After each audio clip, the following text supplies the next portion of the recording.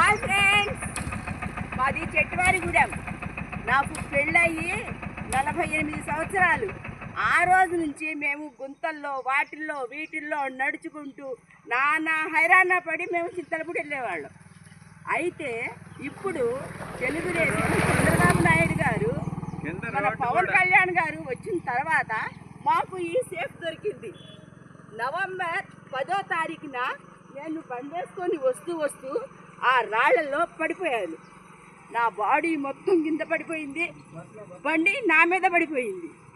అప్పుడు అంతలా రాయి నుండి నా ఎడమ చేతిని ఆ రాతి మీద పెట్టి నా బాడీ మొత్తం మీద పెట్టేస్తాను.